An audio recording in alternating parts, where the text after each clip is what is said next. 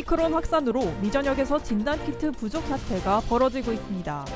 이에 대응하기 위해 백악관은 미국민에게 검사키트 10억 개와 고품질 마스크를 무료로 배포하는 방안을 제시했습니다. 오미크론 변이에 일부러 걸려 항체를 형성하려는 행위가 유행처럼 번지고 있습니다. 보건 전문가들은 오미크론 변이 역시 증상이 심각할 수 있다며 고위 감염을 피해야 한다고 지적했습니다. 민간 대기업 종사자에 대한 코로나19 백신 접종 의무화가 결국 무산됐습니다. 연방대법원은 조 바이든 행정부의 과도한 권한 행사라고 판단하며 해당 조치를 무효로 만들었습니다. 캘리포니아주 정부가 코로나19 경기부양금 추가 지원 방안을 검토 중입니다. 해당 내용은 오는 5월 발표될 수정 예산안에 포함될 것으로 전해졌습니다. 그곳은 다양한 모습으로 우리 앞에 나타납니다. 때론 극적인 방식으로 자신을 드러내기도 하고 세상을 보는 우리의 시선을 끊임없이 바꾸며 내면 깊숙이 잠자고 있던 진정한 우리를 깨어나게 합니다. 아직 발견되지 않은 경이로움으로 가득한 곳, 야마바 리조트 앤 카시노 SM 매뉴얼. 여러분 안녕하십니까? 1월 13일 첫 소식입니다. 최근 오미크론 변이 확산으로 코로나 검사소가 다시 붐비고 있습니다. 검사를 받으려는 사람들이 폭증하면서 검사 결과가 지연되는 것은 물론 검사 키트도 부족한 상황이라고 하는데요. 이 때문에 개학을 맞은 학교도 검사 진행이 더뎌 방역에 구멍에 뚫리는 악순환이 계속되고 있습니다. 여준호 기자의 보도입니다. 코로나19 PCR 검사를 하는 한 종합병원 앞. 사람들이 몰리면서 병원 밖 도로까지 길게 줄이 이어졌습니다. 매서운 칼바람이 몰아치는 추위 속에도 혹시나 하는 불안감에 2시간이 넘게 떨면서 기다립니다. Because I need to come out today, so it's not a matter of let's fix the weather to come and test. It's when you need to do it. 이 같은 코로나19 검사량 급증은 단순히 긴 대기 시간의 문제를 넘어 확진자 증가로 이어질 수 있다는 우려가 나옵니다. 검사량이 증가하면서 검체 분석과 검사 결과 작업이 지연되고 확진자 판별이 늦어지면서 결국 전체 감염병 대응이 어려워질 수 있다는 겁니다. 실제로 최근 PCR 검사를 받은 사람들이 결과를 통보받기까지 평균 4일에서 길게는 일주일이 넘는 경우도 잦은 것으로 나타났습니다. PCR 검사 폭증의 대안으로 떠오른 자가 진단키트 역시 한 팩당 20여 달러에 달하는 부담스러운 가격에도 매장에서 찾기가 힘들 정도로 귀한 몸이 됐습니다. 특히 이제 막 개학한 학교들은 코로나19 검사 키트 부족 현상까지 겹치면서 더 심각한 상황을 맞았습니다. Because of the shortage, we have unfortunately had to limit the amount of folks that we can give the rapid test to. 일부 교육부에선 대면 수업을 뒷받침할 코로나 검사 파행으로 전격 원격 수업으로 되돌려 혼란이 가중되면서 자칫 학사 운영에 큰 지장을 줄 수 있다는 우려까지 나오고 있습니다. MBC 뉴스 여준호입니다. 한편 오미크론 확산에 확진자 수가 연일 신기록을 갈아치우자 다급해진 백악관은 긴급 대응책을 내놨습니다. 바이든 행정부는 검사 키트 5억 개를 추가로 확보하고 고품질 마스크를 무료로 제공하는 데 이어서 일부 주에는 군 의료진을 투입한다고 밝혔습니다. 김재은 기자의 보도입니다. 조 바이든 대통령은 오미크론 확산에 맞서기 위해 크게 3가지 대응 지침을 발표했습니다. 첫째, 무료로 배포할 예정인 코로나 자가진단 키트 5억 개에 이어 추가로 5억 개를 더 구매하기로 했습니다. 다음 주부터 새로운 웹사이트를 개설하고 이를 통해 요청하는 미국민에게 우편으로 배포할 계획입니다. 또 바이든 대통령은 검사 키트 외에 전염성이 높은 오미크론 변이를 막아줄 고성능 N95 마스크를 미국민에게 무료 배포할 것이라고 제시했습니다. But I know that for some Americans, the mask is not always affordable or convenient to get. So, next week we'll announce how we are making high-quality masks available to the American people for free. 앞서 민주당 의원 50여 명은 미국민에게 N95 마스크를 보내는 법안을 발의했습니다. 이와 관련해 백악관 코로나19 대응팀은 고품질 마스크를 모두에게 제공하는 방안을 적극적으로 검토하고 있다고 밝혔습니다. 이와 함께 바이든 대통령은 일부 의료시설에 군 의료진을 배치하는 추가 대책도 내놨습니다. 이번 환자 급증으로 한계 상황에 직면한 민간 병원에 군 의료팀을 투입하기로 한 겁니다. 군의관과 군 간호사 등 인력은 우선 뉴저지와 뉴욕, 오하이오 등 6개 주에 배치됩니다. These are additional teams that were requested in December, and we're sending them out now to the hospitals that have the greatest need. 일부 주에선 오미크론이 이미 절정을 찍었다는 보건 전문가들의 의견도 나오고 있지만 대부분 지역은 여전히 확산세를 보이고 있습니다. 미전역 카운티 중 99%가 높은 감염률을 기록하고 있는 가운데 하루 신규 확진자 수는 다음 주 중 절정을 찍은 뒤 급격히 감소할 것이란 관측도 나오고 있습니다. MBC 뉴스 김재은입니다. LA 카운티 당국이 공포와 불안에 떠는 주민들을 상대로 사기를 치는 가짜 코로나19 테스트 시설을 단속하겠다고 경고했습니다.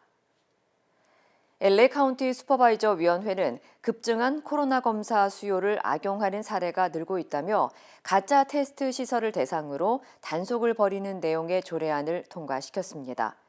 특히 소비자보호기관 BBB는 가짜 코로나 테스트 시설들은 허위 정보를 제공하거나 수수료를 내면 정부에서 지원금을 준다는 등의 각종 사기를 치는 경우가 많다고 경고했습니다. 피해자들은 검사를 받은 후 크레딧 카드 번호 등을 요구받기도 하고 아무런 결과를 받지 못하거나 가짜 음성 테스트 결과를 받는 것으로 전해졌습니다. 당국은 코로나 검사는 주치의나 약국 또는 카운티 보건국 등을 통해 공증받은 시설을 이용하는 것이 중요하다며 소셜 번호 등 개인정보는 절대 제공하지 말 것을 당부했습니다. 최근 오미크론 변이에 일부러 감염돼 면역력을 확보하려는 시도가 잇따르고 있어 논란이 되고 있습니다.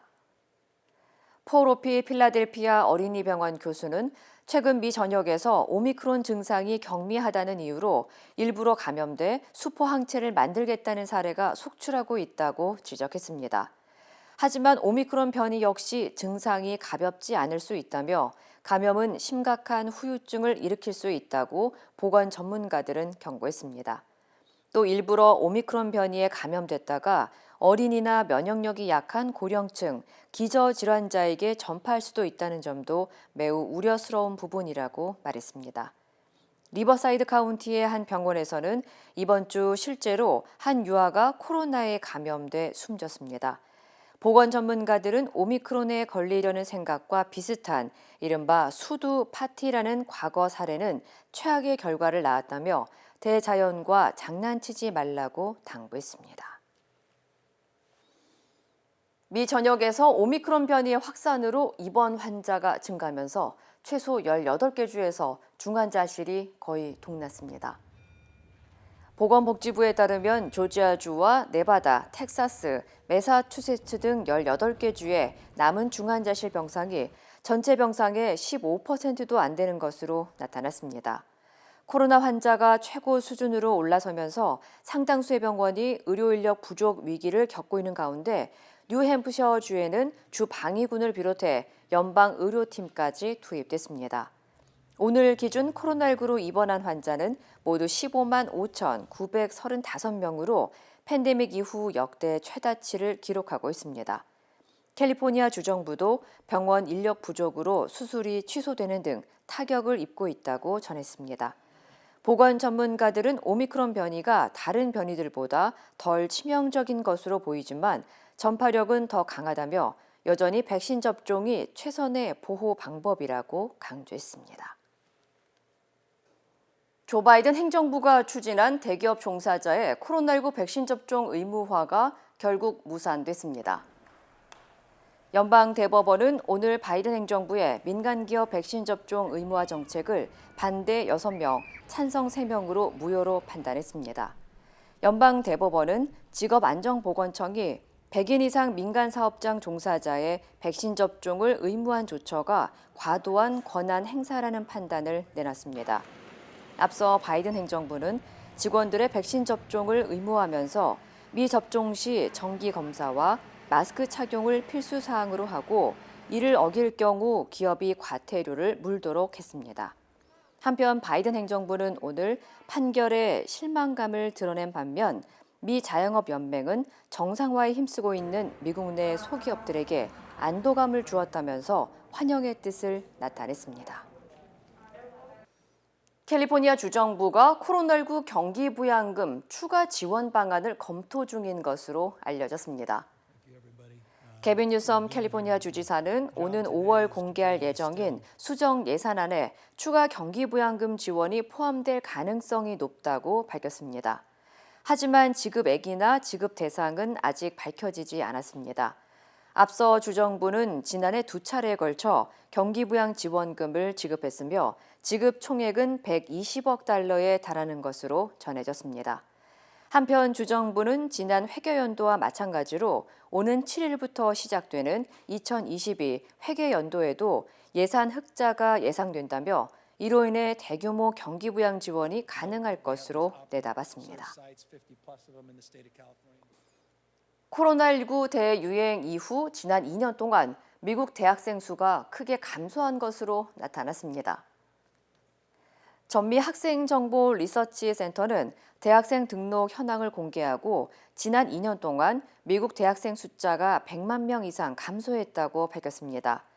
이는 2년 전에 비해 6.6% 줄어든 수치로 50년 만에 가장 큰 하락폭입니다. 센터 측은 팬데믹 이후 촉발된 노동자 우위의 고용시장과 저숙련 직종 임금까지 상승하면서 학생들이 학업보다 취업을 선택하고 있다고 설명했습니다. 이에 대해 전문가들은 학생들이 고등교육을 포기하고 취업 전선에 뛰어드는 것은 장기적으로 잠재적 소득 능력을 저하하고 국가 경제에도 부정적인 영향을 끼칠 수 있으며 이 같은 학생들의 태도 변화는 한 세대의 경제 활동을 위협할 수 있다고 경고했습니다. 조 바이든 대통령이 미주 한인의 날 119주년을 맞아 미국 사회에 기여한 한인들에게 감사의 메시지를 전했습니다. 바이든 대통령은 미주 한인의 날인 오늘 서한을 통해 한인들의 용기와 헌신을 치하했고 코로나19 팬데믹을 포함한 고난과 차별에도 한인들이 미국이 무한한 가능성의 나라가 되는데 기여하고 있다고 강조했습니다.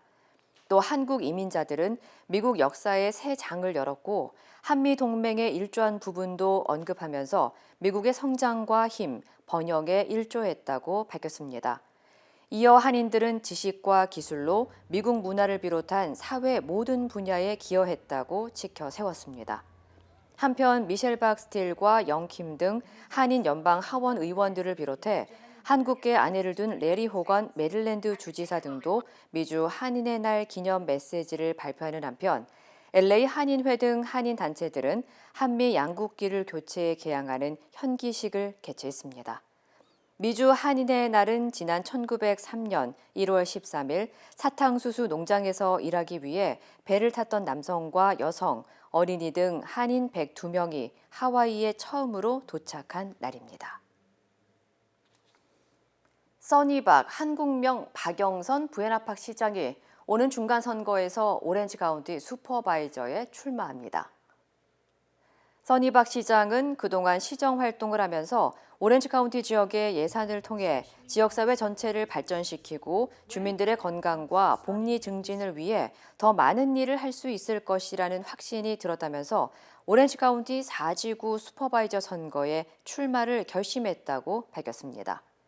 시의원 그리고 부시장 그리고 이제 지금 시장 이렇게 하면서 많은 커뮤니티의 부족한 점들 그리고 자원이 더 잘 쓰여져야 되는 그런 곳들이 많이 본 것 같아요. 이제 한인분들이 요즘 많이 나오는 이슈가 정신건강 관련되는 문제, 그다음에 소셜 서비스, 이제 복지 문제, 그리고 건강보험 이런 것들이 많이 취약점이거든요. 그래서 그런 것들 제가 도와드릴 수 있을 것 같아요. 이어 박 시장은 이번 선거에 출마하는 지역은 공화당 미셸 박스틸 연방 하원 의원이 관할하고 있는 지역이라면서 당파를 떠나 한인 정치력 신장과 지역사회 발전을 위해 협력을 모색할 것이라고 덧붙였습니다.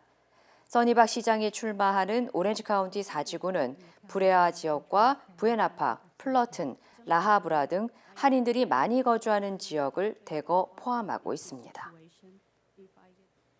한국 업체가 제작한 동요 아기상어 영상이 세계 최초로 유튜브 누적 조회 100억 뷰를 돌파했습니다. 한국 문화의 저력에 전 세계인들이 놀라고 있습니다. 김미희 기자입니다.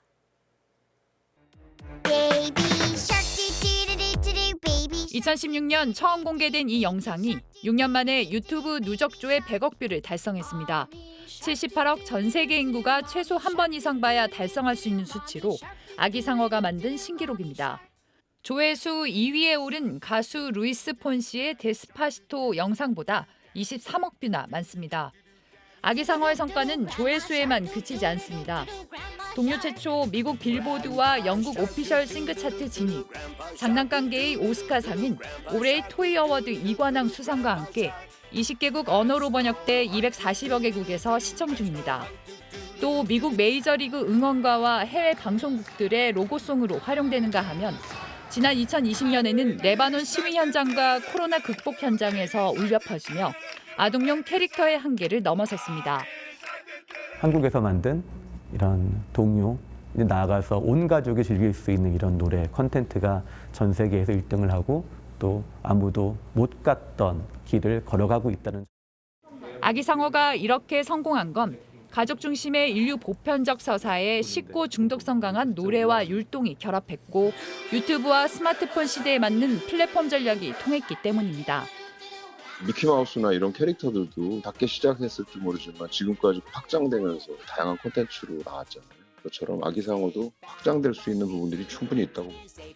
글로벌 캐릭터로서 무한한 가능성을 보여준 아기상어. 곧 미국에서 애니메이션 시리즈와 영화로 제작돼 더 확장된 세계관을 선보일 예정입니다. MBC 뉴스 김미희입니다. 지구의 기온이 갈수록 더워지고 있습니다. 미국 항공우주국과 해양대기국이 각각 분석한 결과에 따르면 지난해 지구의 표면 기온이 1800년대 이후 사상 6번째로 가장 높았던 것으로 확인됐습니다. 라니냐 현상으로 중동 태평양의 해수면 온도가 평상시보다 낮아졌음에도 기록상 라니냐가 발생한 기간 중 역대 가장 더운 해로 꼽혔습니다. 과학자들은 대기 중으로 배출되는 이산화탄소를 비롯해 인간 활동으로 생성된 여러 온실가스 증가가 지구 온도 상승의 주 원인이라고 설명했습니다. 또 지난해 북미에서는 유례없는 고온 현상이 측정됐고 유럽과 지중해에 폭염이 찾아오는 등 극심한 이상기후가 잇따르고 있다며 탄소를 줄이려는 노력의 필요성을 강조했습니다. 북한의 최근 잇따른 미사일 발사에 대해 미국 국무장관이 위험하며 관심 끌기용이라고 평가했습니다. 북한의 적대 의도가 없다는 기존 입장을 거듭 밝히면서도 상황에 따라 추가 조치를 할 수 있다는 여지를 보였습니다. 워싱턴에서 박성호 특파원입니다. 블링컨 미국 국무장관은 오늘 MSNBC 방송 인터뷰에서 여러 달 동안 북한과 조건 없는 대화 의사를 밝히고 기다려왔지만 북한의 반응은 잇따른 미사일 시험이었다며 실망감을 감추지 않았습니다. 최근의 미사일 시험은 지극히 안정을 해치고 위험하다고 했습니다. 바이든 행정부가 작년 9월 북한의 탄도미사일 발사 때 유엔 결의 위반이라고 유감은 표했지만 직접적 위협은 아니라고 한 것과 비교하면 평가가 심각해졌습니다. 블링컨 장관은 북한이 일부 관심 끌려고 노력하는 것으로 생각한다며 과거에도 그랬고 아마 계속 그럴 것이라고 했습니다.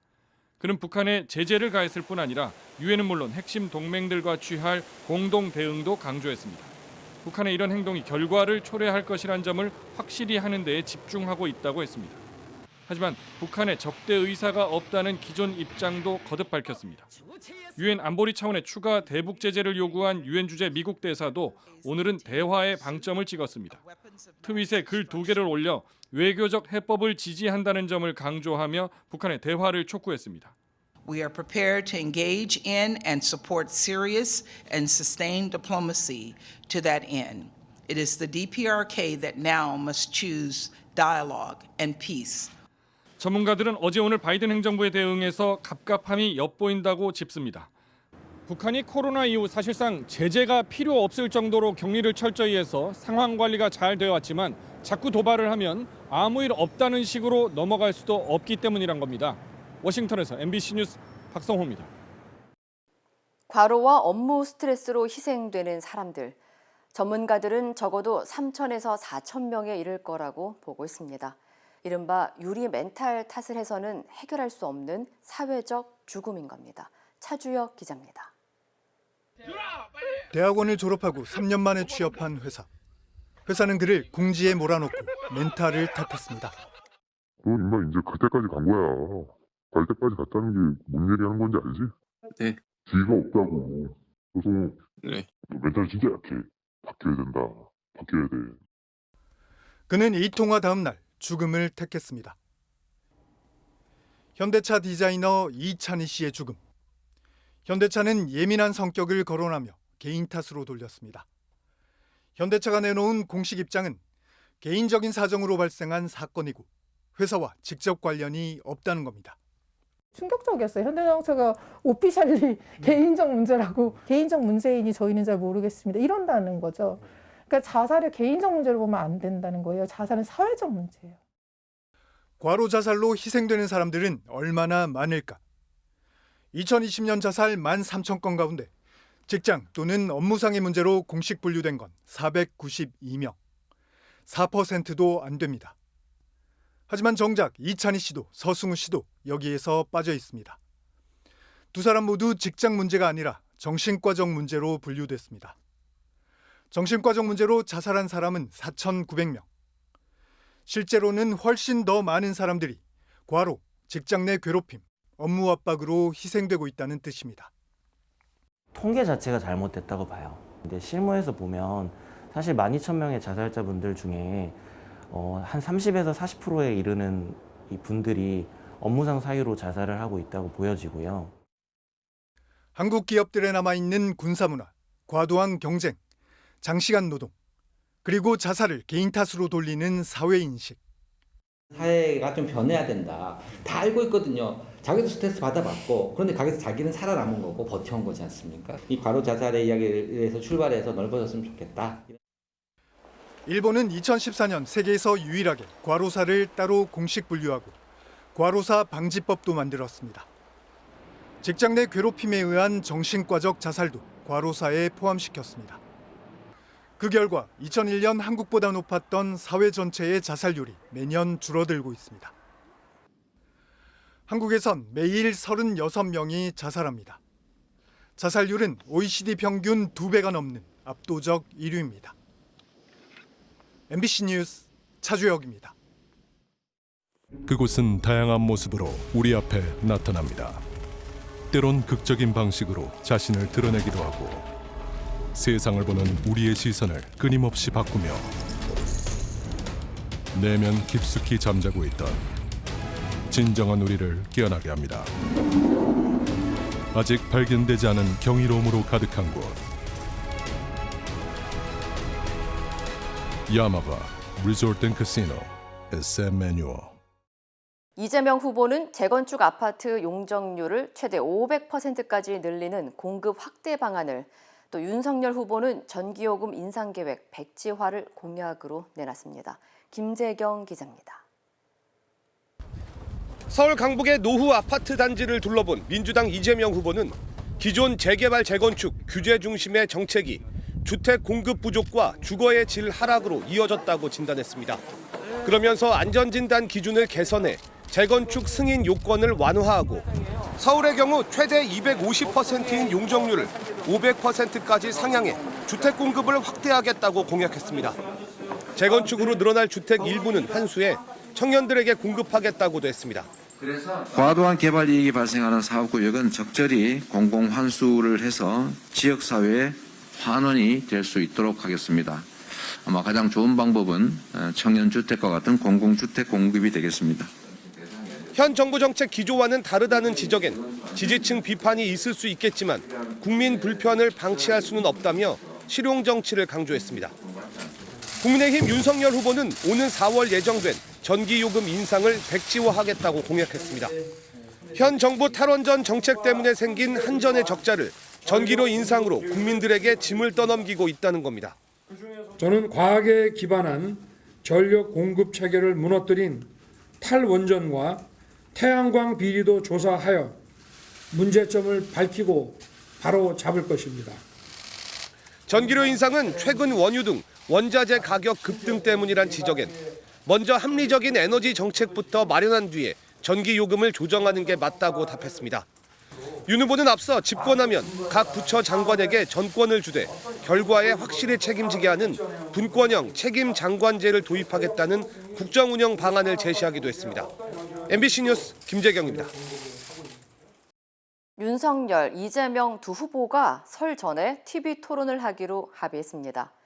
민주당은 윤 후보 부인 김건희 씨의 수원여대 채용 과정과 관련해 추가 공세에 나섰고, 국민의힘은 이 후보의 변호사비 대납 의혹 제보자 사망에 대한 공세를 펴고 있습니다. 신수아 기자입니다. 국민의힘 윤석열 후보는 부인 김건희 씨의 수원여대 겸임교원 선발과 관련해 허위 경력 논란이 커지자 시간 강사는 공채가 아니라서 자료를 보고 뽑지 않는다고 반박했습니다. 국민의힘 역시 김건희 씨는 면접을 본 적도 없다고 강조했습니다. 하지만 민주당과 열린민주당은 수원여대 공채 자료를 공개하며 거짓 해명이라고 반박했습니다. 대학 측 자료를 보면 당시 겸임교원 공채 지원자 6명 가운데 김건희 씨의 개명전 이름인 김명신 씨를 포함한 3명이 면접에 올라온 것으로 분명하게 확인된다는 겁니다.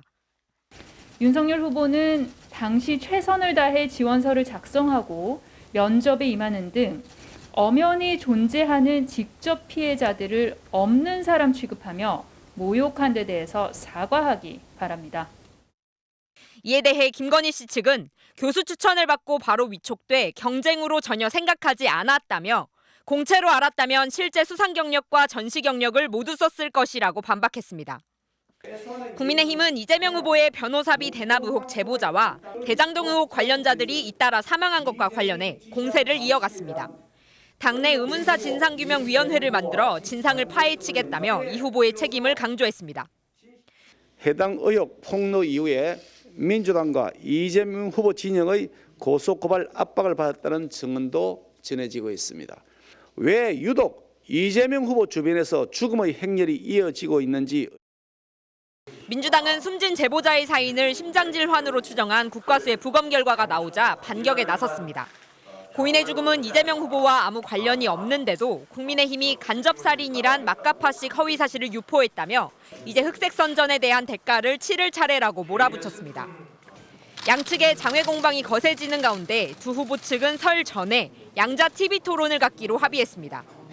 지상파 방송사 초청 토론의 형식으로 국정 전반을 다루기로 했는데 토론에서 배제된 안철수, 심상정 후보 측의 반발로 논란이 예상됩니다. MBC 뉴스 신수아입니다. 대선을 55일 앞두고 MBC 100분 토론이 여론을 조사해 봤습니다. 사자 가상 대결에서 민주당 이재명 후보가 32.8%, 국민의힘 윤석열 후보가 38.8%로 오차 범위 안에서 혼전을 보였습니다. 김지경 기자입니다. 대선이 이재명, 윤석열, 심상정, 안철수 후보의 사자 대결로 치러진다면 누구에게 투표할지 물었습니다. 민주당 이재명 32.8, 국민의힘 윤석열 38.8, 정의당 심상정 2.5, 국민의당 안철수 후보 12.1%였습니다. 이재명, 윤석열 후보의 격차는 6%포인트로 오차범위 아니었습니다. 연초만 해도 이재명 후보가 오차범위 밖에서 우세한 흐름을 보였지만 이번 조사에선 다시 오차범위 내 혼전 양상을 보였습니다. 누구를 지지하는지와 상관없이 어느 후보의 당선 가능성이 가장 높다고 보느냐는 질문엔 이재명 47.3, 윤석열 35.1%, 12.2%포인트 격차로 이 후보가 앞섰습니다.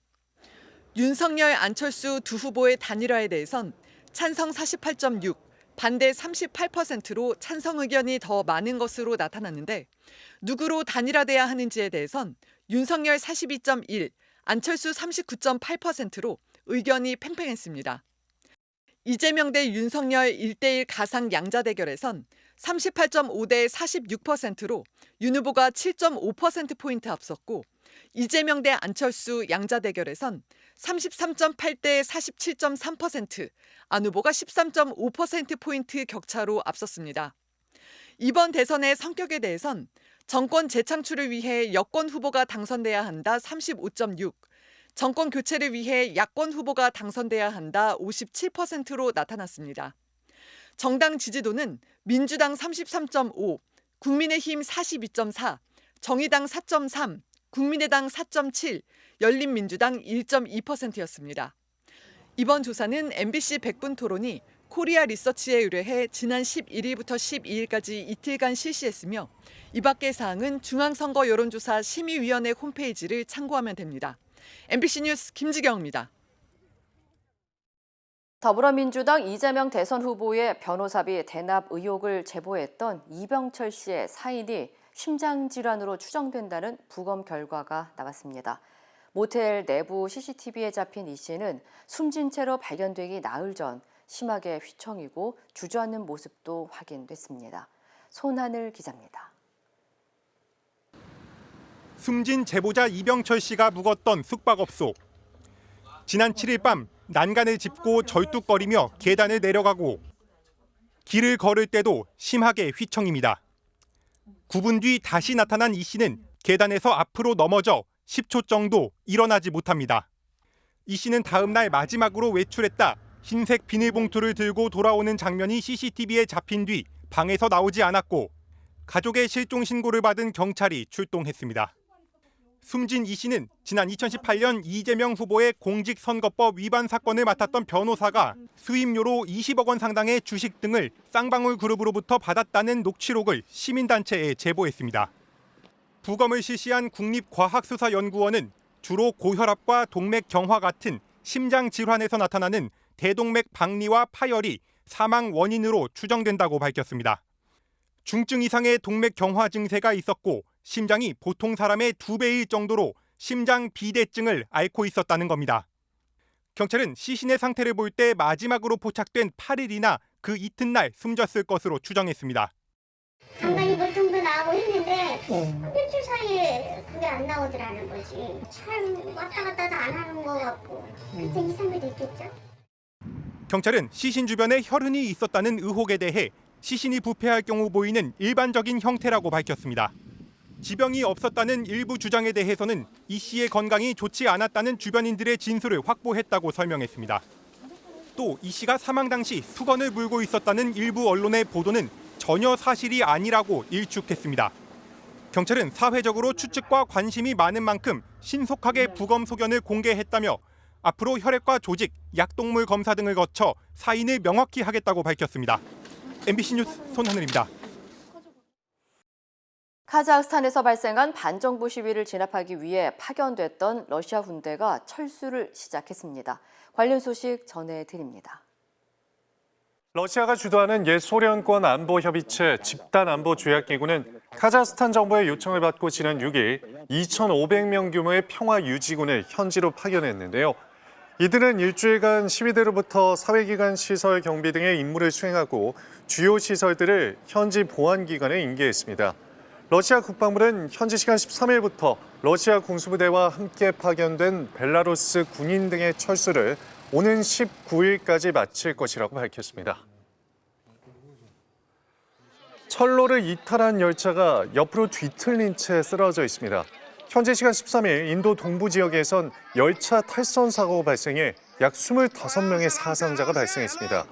이번 사고는 시속 40km로 달리던 열차가 원인을 알 수 없는 이유로 철로를 이탈해 객실 너댓 개가 선로를 벗어난 것으로 전해졌는데요. 구조 작업을 이어가고 있는 당국은 지금까지 총 5명이 사망했지만 아직 열차에 갇힌 사람들이 있어서 사상자 수는 더 늘어날 수 있다고 예측했습니다. 지난해 9월 세계 최초로 비트코인을 법정 통화로 정식 채택한 엘살바도르의 부켈레 대통령은 그동안 국가 예산을 비트코인에 투자해 왔는데요. 이와 관련해 블룸버그 통신이 부켈레 대통령이 SNS에 공개한 내용을 근거로 엘살바도르 정부의 비트코인 자산 가치를 계산한 결과를 내놓았습니다. 매체는 엘살바도르 정부의 비트코인 평균 매수 단가를 5만 1,056달러로 예측하며 현지 시간 12일 기준 마이너스 수익률을 예상했는데요. 이와 관련해 최근 엘살바도르 재무장관은 정부가 보유한 비트코인의 일부를 다시 달러로 전환했다고 밝혔지만 구체적인 내용은 공개하지 않았습니다. 미국 육군이 앞으로 6년 동안 군복무를 약속하는 신병에게 한화 6천만 원 상당의 보너스를 지급하겠다고 밝혔습니다. 미 육군은 그동안 젊은이들의 입대를 독려하기 위해 일회성 성과급인 샤인온 보너스를 최대 4만 달러까지 지급해 왔는데요. 하지만 최근 코로나19 대유행으로 신병 모집에 차질이 빚어지자 10,000달러를 더 인상하기로 결정한 겁니다. 일반적으로 미 육군의 입대 보너스는 병과에 따라 다르게 지급되는데 특수전과 전장 화력 통제 임무 등을 맡은 신병에게 최대 금액이 책정된다고 합니다. 이 시각 세계였습니다.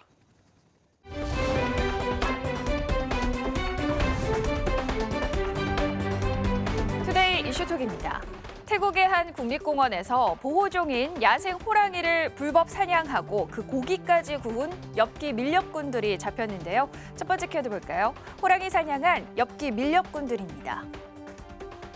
모닥불 위 나무 구조물에서 정체 모를 고기가 구워지고 있습니다. 바로 호랑이 고기인데요.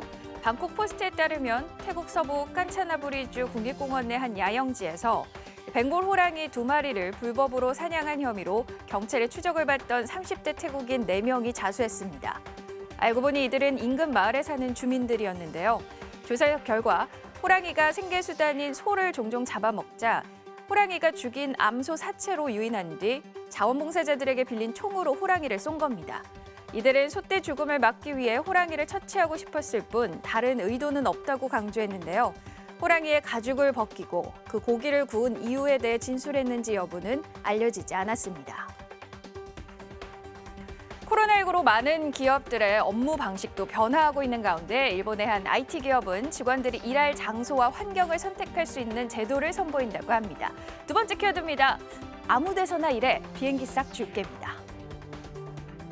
일본 최대 포털 사이트 야후재팬이 전 직원들에게 교통비 월 15만 엔, 우리 돈 155만 원을 파격 지원합니다. 오는 4월부터 시행되는 이 제도는 8,000명 전 직원이 일본 내 어디서든 원하는 곳에 살면서 일할 수 있도록 하겠다는 취지인데요. 지금까지는 오전 11시까지 출근할 수 있는 지역에 살아야 한다는 거주 조건이 있었지만 이 규정을 폐지해 교통비가 조정되면서 비행기를 이용한 통근도 가능해진 겁니다. 이렇게 야후재팬이 파격적인 재택근무를 도입한 건 코로나19로 재작년부터 원격 근무를 본격화했기 때문인데요. 실제 현재 전 직원 90%가량이 사무실 이외의 다른 공간에서 일하고 있다고 합니다. 중국은 지난해 시진핑 주석의 식량 위기에 대해서 경각심을 가져야 한다며 대대적인 음식 낭비 줄이기 캠페인을 벌여왔는데요. 세 번째 키워드입니다. 인기 캐릭터 얻으려고 치킨을 마구 버려입니다. 중국 KFC 한 매장 안에 치킨과 햄버거 상자가 테이블 위에 잔뜩 쌓여 있습니다. 음식물을 뜯기 전까지 무슨 캐릭터가 들어있는지 모르는 이른바 랜덤 박스로 출시한 메뉴에서 인형만 챙기고 음식은 버린 건데요. KFC는 최근 중국 1호점 개점 35주년을 기념해 장난감 제조사 팜마트와 함께 치킨, 콜라, 햄버거 등으로 구성된 99위안, 우리 돈 약 18,000원짜리 세트 메뉴를 출시했습니다. 이를 사면 팜마트 인기 캐릭터 디무의 7가지 캐릭터 가운데 하나를 무작위로 얻을 수 있는데요. 특히 72분의 1 확률로 나오는 캐릭터는 8배가량 웃돈이 붙어서 거래될 만큼 인기를 끌면서 이런 부작용이 속출하고 있는 겁니다. 실제로 자신의 원하는 캐릭터를 모을 욕심에 햄버거 상자에서 캐릭터만 꺼낸 뒤 음식을 버리거나 원치 않은 인형이 나오면 햄버거를 상자째 매장에 놓고 가는 상황이 발생하고 있는데요. 중국 소비자협회는 KFC가 랜덤박스 마케팅이 충동 구매를 유도하고 음식물 낭비를 조장하고 있다고 비판했습니다. 중국에서 맞선을 보러 갔다가 코로나 봉쇄령에 낯선 남자의 집에 4일 넘게 눌러앉은 여성의 웃지 못할 사연이 전해졌습니다. 네 번째 키워드입니다. 코로나로 강제 격리, 우리는 천생연분? 설을 맞아서 지난 9일 고향인 정저우에 내려와 맞선 상대의 집에서 밥을 먹게 된 왕모 씨. 귀가하려던 순간 웃지 못할 해프닝이 벌어집니다. 현장 봉쇄령이 떨어져서 꼼짝없이 한 집에 갇히게 된 건데요. 이는 확진자가 나오면 해당 지역을 봉쇄하고 모든 주민을 검사하는 중국의 제로 코로나 정책 때문입니다. 어쩔 수 없는 상황에 왕 씨는 맞선 남이 요리도 하고 청소도 하는 등 집안일을 돕는 모습을 촬영해서 자신의 SNS에 남겼고요. 현지에서는 자상한 남성의 모습이라며 인기를 끌었는데요. 이런 사연에 중국 누리꾼들은 코로나가 맺어준 천생연분이라며 잘 되긴 바란다는 바람을 전하고 있습니다. 남미 한 거리에서 반려견들과 함께 소박한 생일 파티를 즐긴 노숙자의 모습이 화제입니다. 5번째 키워드입니다. 댕댕아, 생일 축하해. 노숙자가 연 파티입니다. 길바닥에 앉아서 고깔 모자를 씌운 반려견들과 파티를 하는 남성. 손뼉도 치고요. 후, 촛불도 끕니다. 반려견에게 먼저 케이크를 잘라주는 등 살뜰히 챙기는 모습인데요. 알고 보니 영상 속 이 남성은 콜롬비아 산테테르주에 사는 노숙자입니다. 친구로 살면 2마리 개들과 함께 생일 파티를 연 순간이 포착돼 현지 SNS에 퍼진 건데요. 영상을 본 누리꾼들은 최고의 생일 파티라며 아름다운 장면이란 반응이고요. 이 사연이 현지 언론에까지 소개되자 주민들은 그가 지내는 공원까지 찾아가 반려견이 먹을 사료와 생필품 등을 선물하는 등 도움의 손길을 전했습니다. 투데이 이슈 톡이었습니다.